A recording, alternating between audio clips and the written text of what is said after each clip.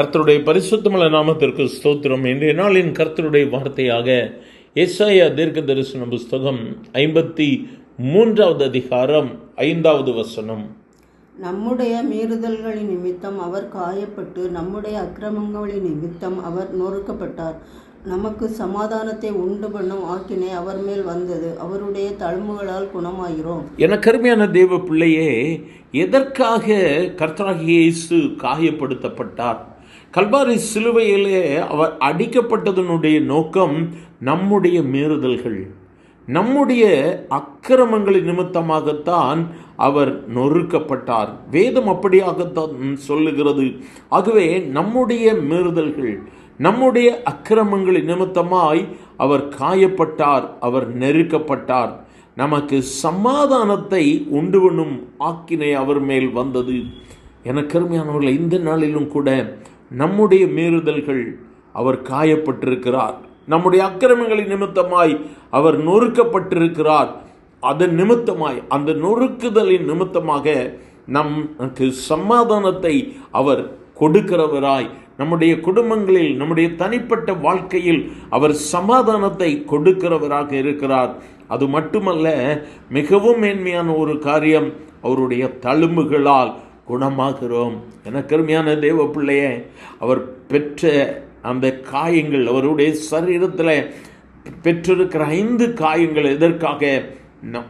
அதில் இருந்து புறப்படுகிற இரத்தம் நம்முடைய பாவங்களிலிருந்து நமக்கு விடுதலை கொடுக்கிறது மட்டுமல்ல, அவருடைய தழும்புகளால் நாம் குணமாகிறோம். இன்று ஒருவேளை பலவிதமான வியாதிகள், சரீர பலவீனங்கள், என்னால் யார்கிட்ட போயும் சுகமாகலன்னு சொல்லி கண்ணீரோடு கூட நீங்கள் இந்த வார்த்தைகளை கேட்டுக்கொண்டிருப்பீர்களானால், எனக்கு அருமையான தேவ பிள்ளையே, அற்புதத்தை செய்ய தேவன் வல்லமை உள்ளவராக இருக்கிறார். ஒரு பெரும்பாடுள்ள ஸ்திரீ இயேசுவினிடத்தில் வரும்பொழுது அவள் சொல்லுகிறாள், அவருடைய வஸ்திரத்தை ஆகிலும் நான் தொட்டால் சுகமாவேன். That is the faith. அதுதாங்க விசுவாசம்.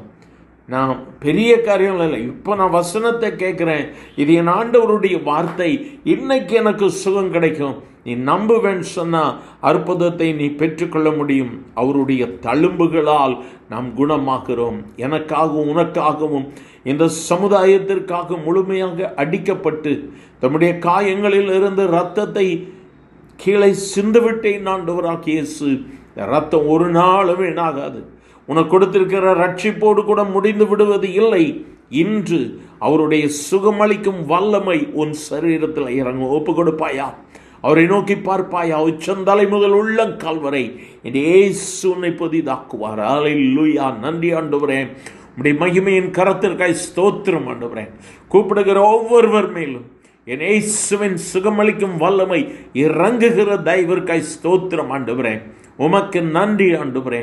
அன்று ஆண்டவரே, வியாதியோடு கூட இருந்த ஒவ்வொருவரையும் மனது உருகி தொட்டை ஆண்டவராகி இயேசு இந்த வேளையில் கண்ணீரோடு கூட எனக்கு சுகம் தாரும் என்று சொல்லி நோக்கி கூப்பிடுகிற ஒவ்வொருவர் மேலும் உம்முடைய வல்லமை இறங்குகிறதா இவர்காய் ஸ்தோத்திரம். சுகத்தை கொடுக்கிறதற்காய் நன்றி. ஆசீர்வதியும் இயேசுவின் நாமத்தில் பிதாவே. ஆமேன்.